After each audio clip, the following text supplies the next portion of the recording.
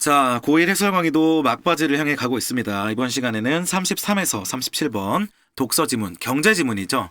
해설을 해보도록 하겠습니다. 보통 경제 지문이 어렵게 출제되는 경우가 많은데 이 지문은 다행히 그리 어렵지 않았던 경제 지문 치고는 특히 문제가 너무 쉬워서 허망할 정도로 좀 그런 지문이었다는 생각이 드는데 한번 본문 해설을 해보도록 하겠습니다. 자, 요즘의 기업들은 1번 새로운 내부 조직을 만든다. 우리 기업 내에 새로운 조직을 만든다는 겁니다. 자, 2번 다른 기업과 우리 기업을 합친다. 자, 이런 방식은 기업의 규모를 당연히 변화시킵니다. 자, 변화라는 거는 축소의 방향이 있을 수가 있겠고 확대, 확장의 방향이 있을 수가 있는데 여기서 예로 제시된 우리 기업의 새로운 내부 조직을 신설하거나 다른 기업과 우리 기업을 합치는 이런 것들은 기업의 규모를 확장시키는 예시입니까? 아니면 축소시키는 예시입니까? 당연히 이것들은 우리 기업 규모를 확장시킬 수 있는 그런 예시라고 할 수가 있겠는데 그럼 대체 기업들이 왜 규모를 확장하느냐 이 이유를 갖다가 이 신제도학파라는 그 경제학 연구 학파에서는 거래비용이라는 개념을 이용해서 기업들이 왜 기업 규모를 확장하거나 축소하는지를 설명한다 이렇게 얘기를 하고 있습니다. 자, 그 이론을 뭐라고 한다? 거래비용 이론이라고 한다. 그러면 이론의 이름이 거래비용이니까 당연히 거래비용이라는 게 가장 중요한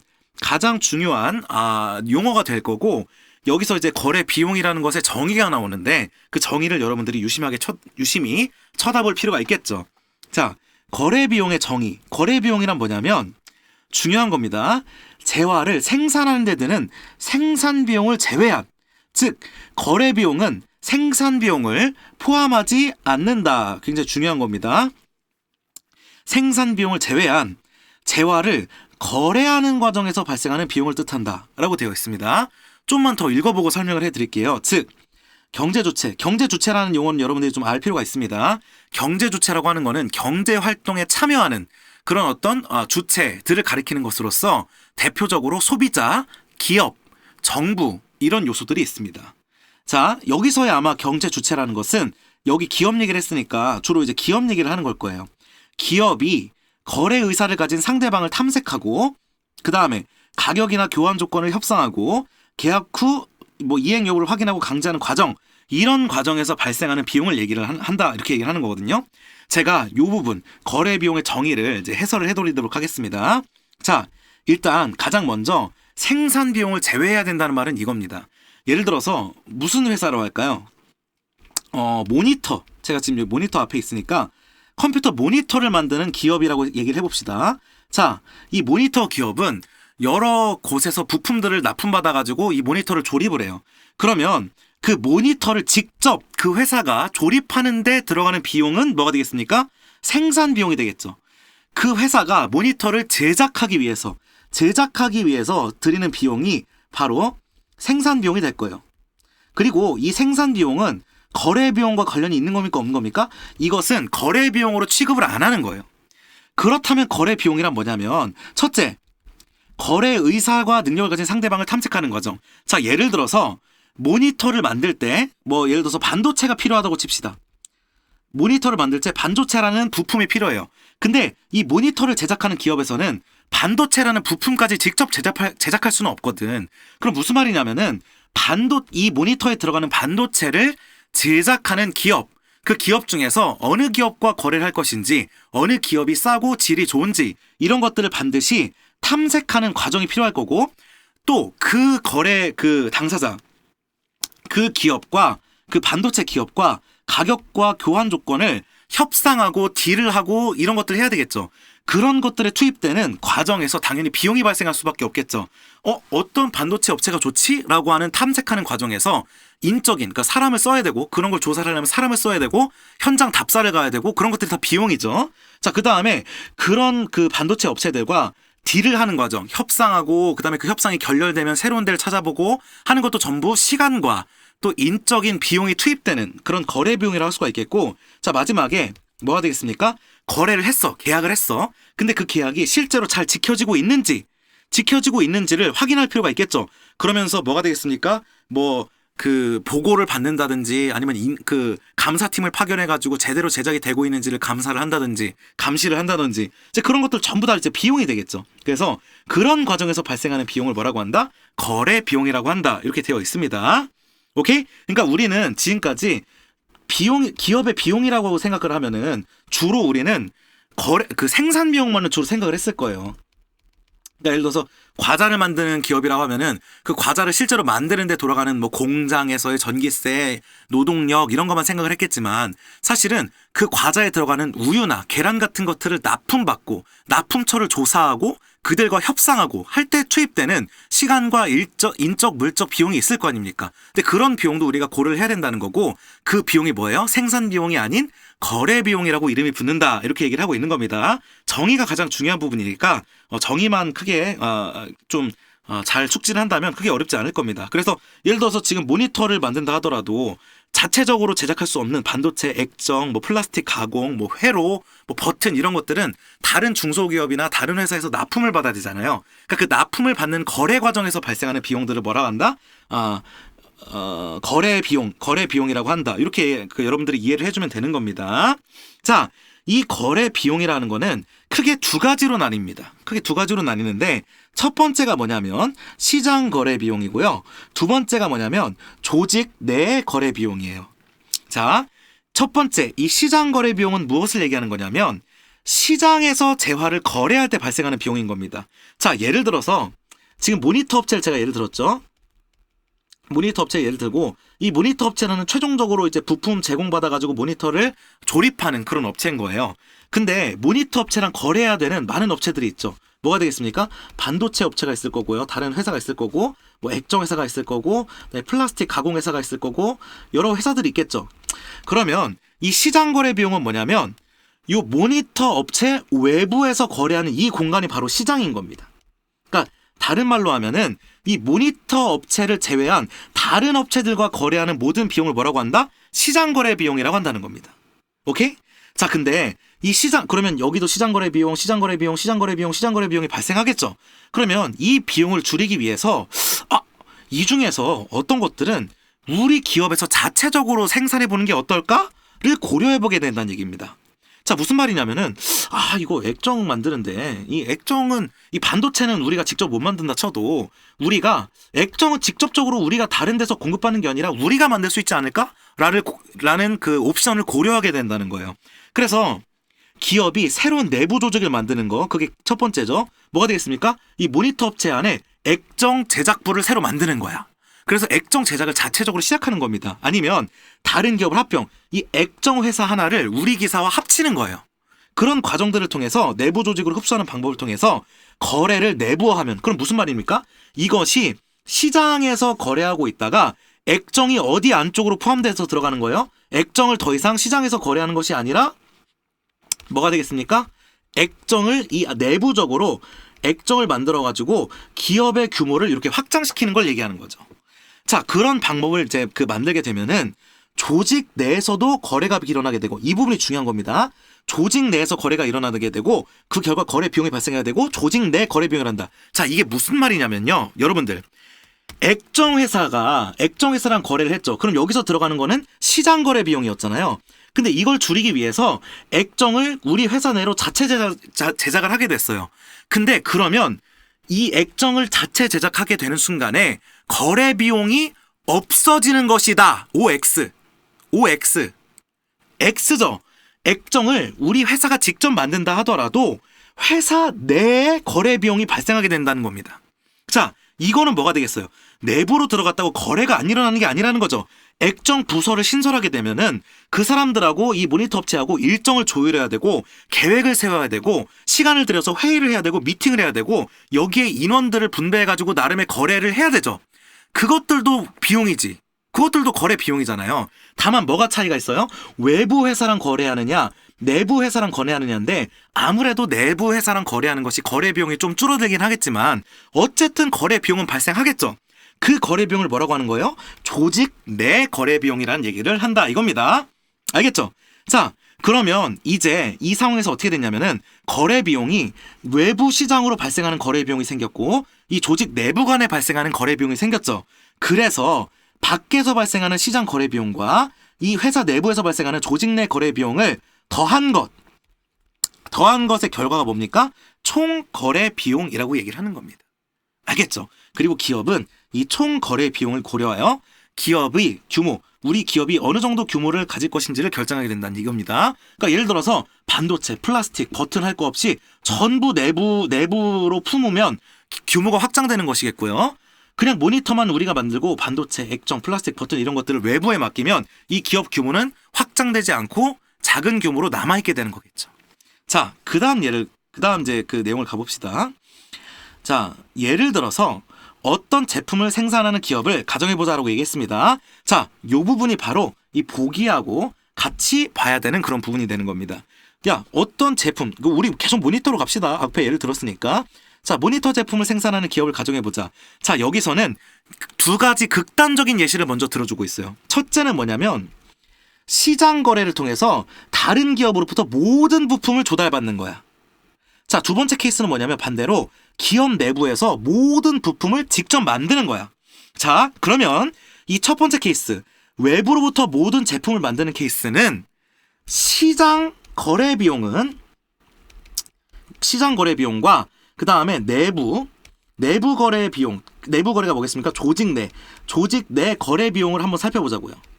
자, 조직 내 거래 비용은 얼마가 되겠습니까? 0이 되겠죠. 그리고 시장 거래 비용이 뭐예요? 100%를 차지하겠죠.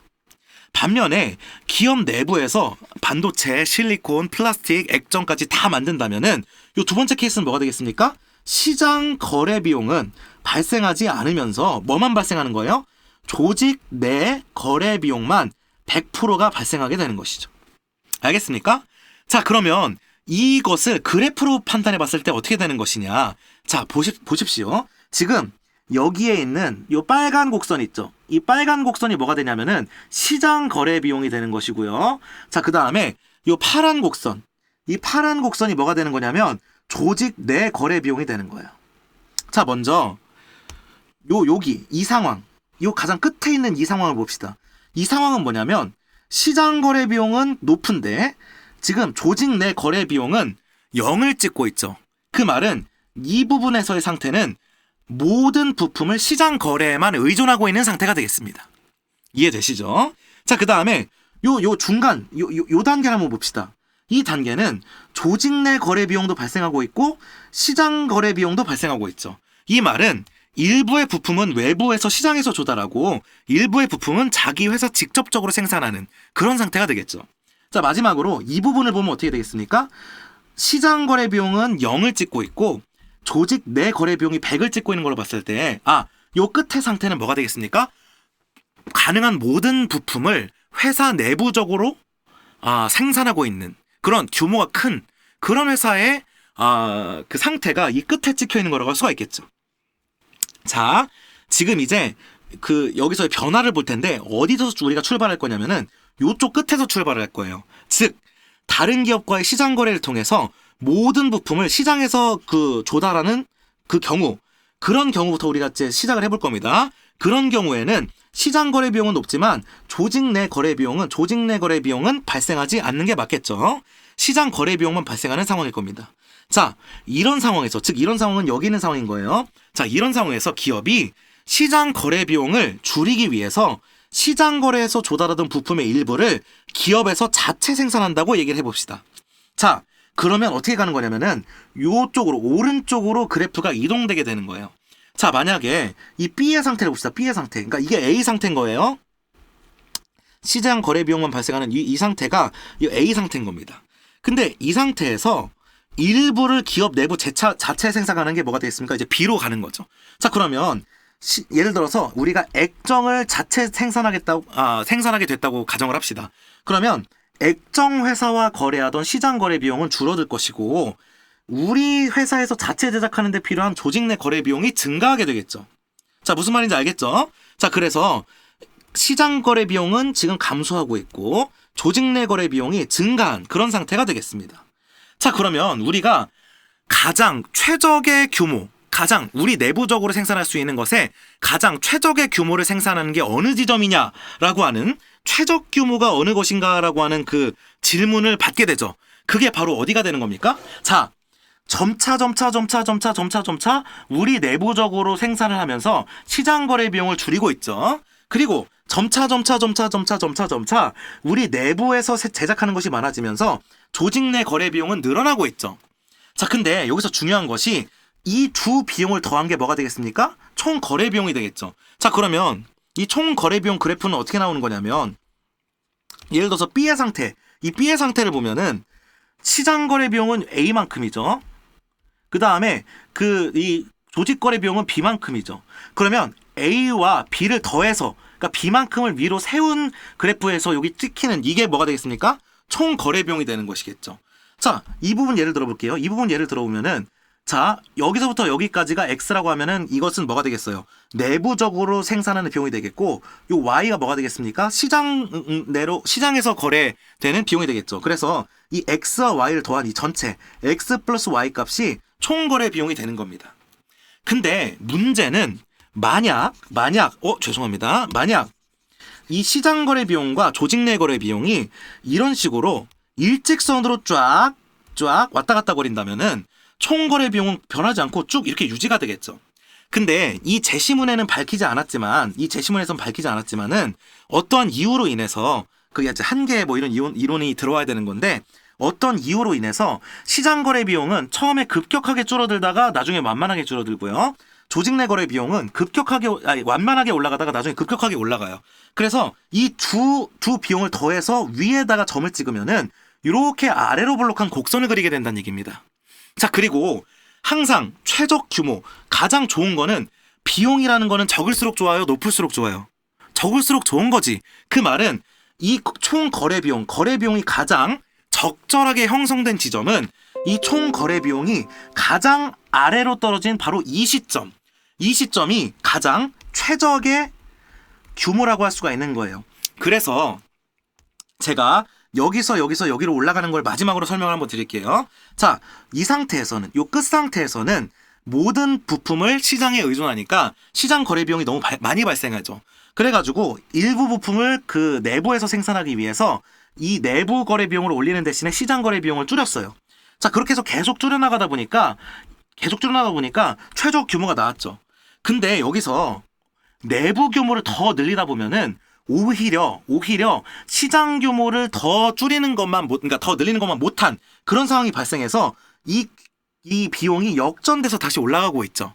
그러니까 이건 뭐가 되겠습니까? 우리 내부적으로 너무 많은 것들을 감당하려고 하다 보니까 오히려 일부를 다른 시장에 맡기는 것보다도 더 기하급수적으로 비용이 상승해 버리니까 이 부분은 비효율적으로 가는 것이겠죠. 그래서 어떻게 되겠습니까? 결국에는 어느 정도 일정 부분은 시장에 의존하고 일정 부분은 우리 그 회사가 생산해서 그 균형점을 잘 찾아서 요 최적의 점을 찾는 것이 기업이 확장할 수 있는 최적의 규모로 확장한 것이고, 오히려 이것을 넘어가서 지나치게 그 자기 회사가 하는 게 많아지면은 너무 규모를 확장시켜서 오히려 비용이 증가시키는 그런 상태에 직면하게 된다. 이렇게 우리가 이해를 하면 된다. 얘기를 할 수 있는 겁니다.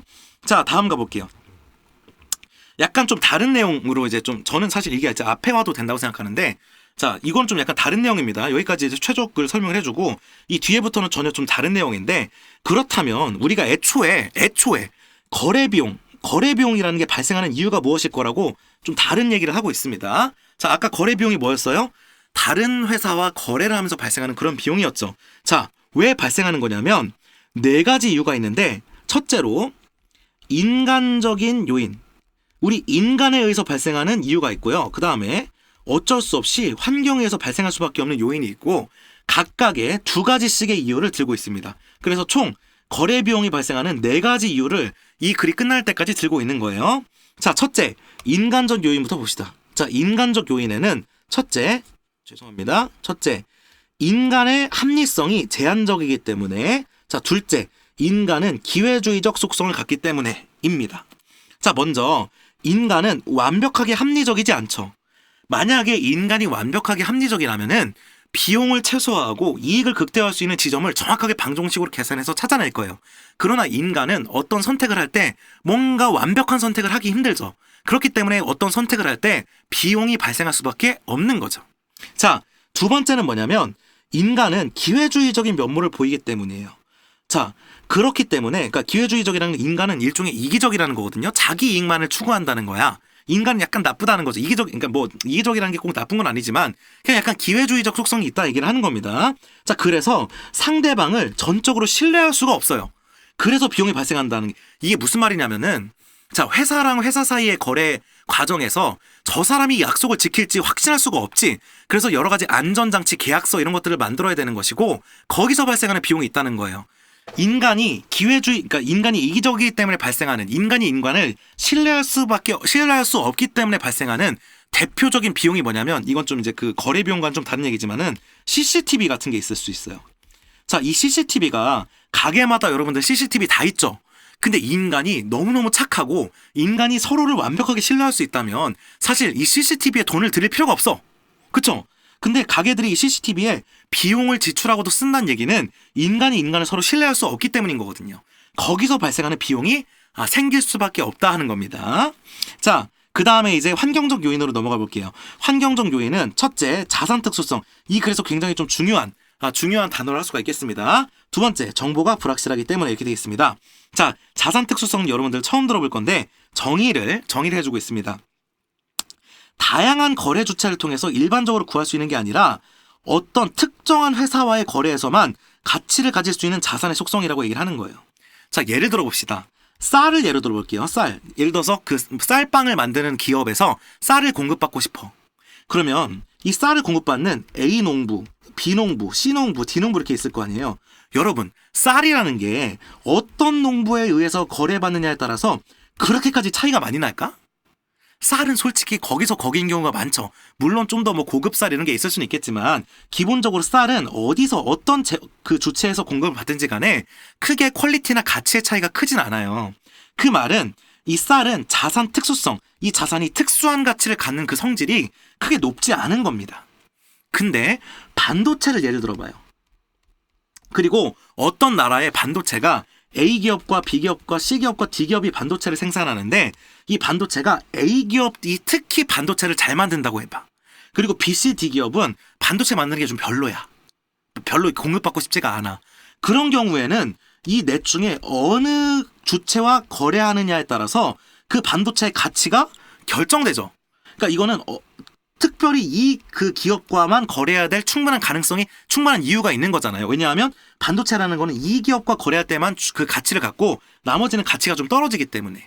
그러면 이 상황 속에서 이 반도체라는 재화는 자산 특수성이라는 게 낮다는 겁니까? 높다는 겁니까? 높다는 거예요. 그러면 이 자산 그 특수성이 거래 비용과 어떤 관계를 맺고 있느냐? 자산 특수성이 높은 경우에는 기회주의적으로 행동할 가능성이 있다. 자, 이게 무슨 말이냐면은 아까 A, B, C, D 반도체 중에서 A가 굉장히 높은 양질의 반도체를 보유하고 있었죠. 그 말은 A가 갑이 된다는 거야. A기업이 갑이 돼버려가지고 A기업이 꼬장 부리고 행패 부리면은 공급받는 기업 입장에서는 불안해질 수밖에 없는 것이죠. 만약에 A가 기회주의적으로 이기적으로 행동한다고 하면은. 그래서 이 A가 막 일부러 계약 조건을 바꾸고 막 가격을 한 번에 올려버리고 막 안 한다고 그러고 막 꼬장 부릴 때를 대비하기 위해서 안전장치를 마련할 수밖에 없는 거예요. 계약서를 철저하게 작성해야 되고 또는 뭐 장기 계약으로 이렇게 좀 맺어준다든지 아니면 뭐 예를 들어서 A 회사 사람들이 우리 회사에 오면은 뭐 무료 주차를 해준다든지 우리가 A의 반도체를 대신 비용을 들여서 홍보해준다든지 하는 어떤 딜 같은 걸 해야 될 거 아니야. 거래를 하려면은. 자, 그래서 그런 비용들이 발생하기 때문에 이런 안전장치, 이 특수한 자산의 그를 보호하기 위한 이 A 기업과의 거래를 안전하게 유지하기 위한 안전장치를 마련하기 위해서 거래 비용을 투자할 수밖에 없다. 이런 얘기를 하는 겁니다. 자, 마지막이 뭐였어요? 정보의 불확실성이었죠. 그럼 뭐가 되겠습니까? 자, 우리가 다른 회사들하고 이렇게 거래를 해야 되는데 이 모니터 회사에서 각각 회사의 상황과 이 회사의 전략과 이 회사의 뭐 납품 전략과 뭐 일자와 모든 계획들을 속속들이 알 수 있는 건 아니죠. 왜냐하면 기업은 비밀이 생명이니까 이 회사가 곧 망해가는 회사인지 아닌지 철저하게 조사해보고 그 다음 거래를 할 필요가 있잖아요. 그러면 이런 것들을 조사하기 위해서 여러 가지 시간과 돈과 인력들을 투입해야 될 수밖에 없겠죠. 거기서 발생하는 비용들이 있겠죠. 그래서 또한 거래 비용, 뭐예요? 정보라는 게 모든 게 오픈되어 있는 게 아니기 때문에 상대 기업의 정보를 알아내기 위해서 투자되는 비용, 그런 것들도 당연히 거래 비용에 포함될 수밖에 없다라고 얘기를 하는 겁니다. 알겠죠? 그리고 다 여기 나온 비용들은 다 어떤 거였어요? 주로 이제 시장 거래 비용이 위주였죠. 그러니까 주로 이제 시장 거래 비용, 내부 거래 비용보다는 이 시장 거래 비용에 주로 이제 초점을 맞춘 그런 거래 비용이 발생하는 이유를 마지막으로 설명을 해준 겁니다. 오케이? 자, 이런 글이었어요. 문제 풀어보도록 하겠습니다. 자, 거래 비용의 종류 알 수 있죠? 거래 비용에는 시장 거래 비용과 조직 거래 비용이 있었습니다. 자, 총 거래 비용의 개념도 알 수 있겠죠? 시장 거래 비용과 조직 내 거래 비용을 더한 게 총 거래 비용이었고요. 시장 거래 비용을 줄이는 방법 뭐였습니까? 시장으로서 거래하는 게 아니라 내부적으로 생산하기 시작하면 시장 거래 비용은 줄고 조직 내 거래 비용이 상승하게 되겠죠. 자, 기업의 규모가 변하는 이유 뭐가 되겠습니까? 아예 맨 처음부터 나왔던 것 같아요. 자, 이것들을 통해서 규모를 변화시킨다 이렇게 되어 있습니다. 자, 마지막 그럼 답은 5번이 되겠죠. 기업 규모와 생산 비용의 관계. 아까 분명히 생산 비용과 거래 비용으로 나누고 이 글 자체가 생산 비용에 대한 설명입니까? 거래 비용에 대한 설명입니까? 거래 비용에 대한 설명이겠죠. 자, 그래서 이 거래 비용에 대한 설명이기 때문에 기업 규모와 생산 비용의 관계에 대해서 설명하고 있다는 것은 전혀 엉뚱한 선택지가 되겠습니다. 자, 34번 가볼게요. 거래 비용이 발생한 상황으로 적절하지 않은 것은, 자, 이거 결론부터 얘기하자면 답은 1번이에요. 도자기 장인이 직접 흙을 채취해서 도자기를 빚는다. 자, 이런 상황은 뭐만 발생하는 겁니까? 생산 비용만 발생하는 거겠죠. 왜 그런 겁니까? 거래 비용은 어쩔 때 발생해요? A 기업이나 A 사람이나 B 기업 또는 B 사람이 서로 거래할 때, 즉 두 명의 주체 사이에 발생하는 게 거래 비용이죠. 근데 여기 도자기 장인 말고 또 다른 사람 누구 나옵니까? 아무도 안 나오죠. 근데 2번 봐봐요. 집을 구매하려는 사람, 집을 판매하는 사람. 3번 생산하는 사람, 판매자. 4번 인터넷 설치, 통신사. 5번 제과업체, 밀가루업체. 자, 2, 3, 4, 5번은 전부 두 경제 주체 간의 거래를 다루고 있기 때문에 2, 3, 4, 5번은 전부 거래 비용이 발생하는 올바른 사례라고 할 수가 있는 겁니다. 자, 35번 가볼게요. 자, 만약에 1번 A에서 B로 곧 조직 내 거래 비용이 증가했다는 얘기는 1번 A에서 B로 증가했다는 얘기는 뭔가 회사 자체적으로 공급하는 무언가가 만들어졌다는 얘기죠. 자, 그러면 1번 맞는 것이 되겠고, 자, C에서 F로 감소했다. C에서 F로 감소했다는 얘기는 기업이 그러니까 조직 내 거래가 감소한 거니까, 미안합니다. 시장 내 거래가 감소한 거니까 이 말은 뭐가 되겠습니까? 그만큼 기업이 내부적으로 많이 생산시키고 외부적으로 생산시키는 거는 줄였다 이 말인 거죠.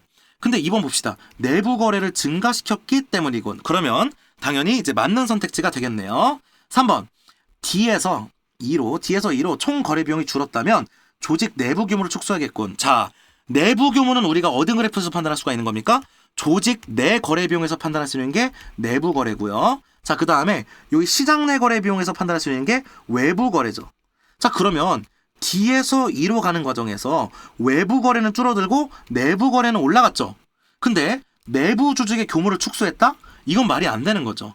D에서 E로 갈 때 분명 조직 내 거래 비용이 상승했다는 얘기는 조직 내부의 규모도 상승했다는 걸 얘기하는 거죠. 왜냐면 회사에서 그만큼 자체적으로 더 만들기로 한 거니까. 그러니까 답은 3번이라고 할 수가 있겠고, 자, 2에서 총 거래 비용이 가장 아래로 떨어졌기 때문에 이 부분이 가장 최적의 규모라고 할 수가 있겠고요. 자, 그 다음에 F에서는 거래 비용이 100%고 그 시장 비용이 0%니까 모든 기업을 자체적으로 생산하는 그런 상태라고 할 수가 있겠습니다.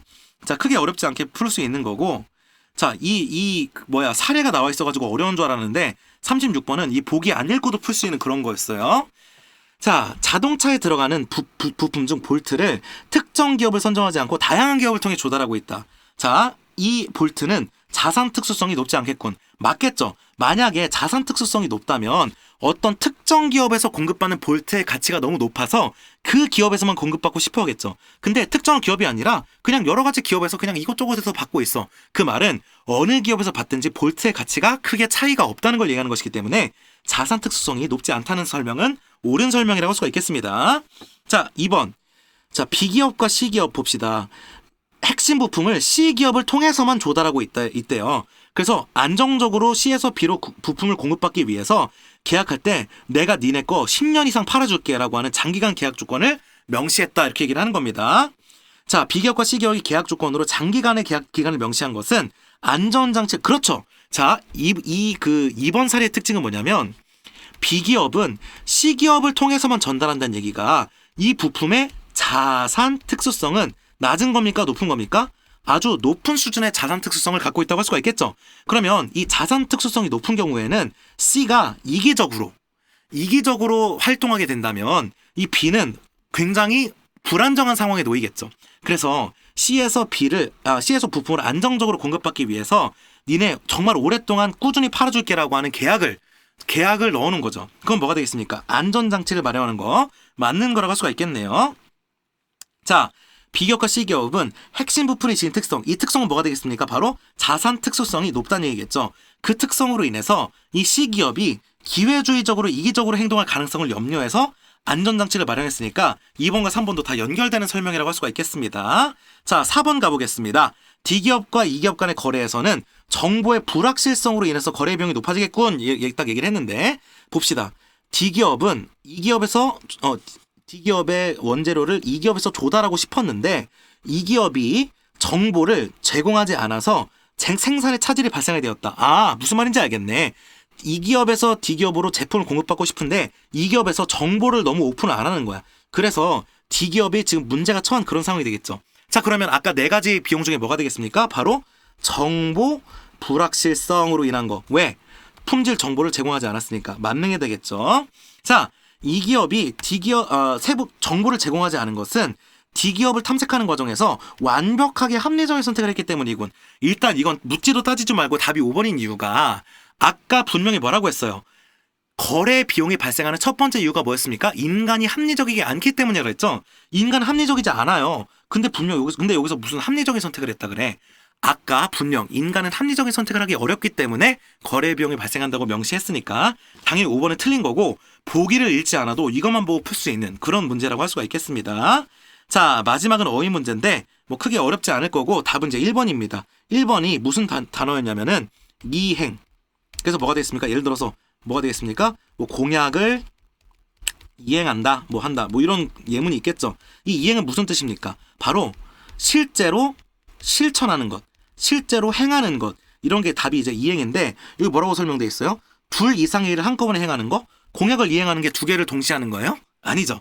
둘 이상의 일을 한꺼번에 행하는 거는 병행이라는 어휘고요. 이행은 그냥 실천하는 거, 시행하는 걸 얘기하는 겁니다. 자, 나머지 어휘는 맞는 거니까 여러분들이 한 번씩만 읽어보면 크게 어렵지 않게 단어의 뜻을 옳다고 짐작할 수가 있을 거예요. 알겠죠? 자, 요렇게 해서 이번 지문의 해설 강의도 마치도록 하겠습니다. 안녕.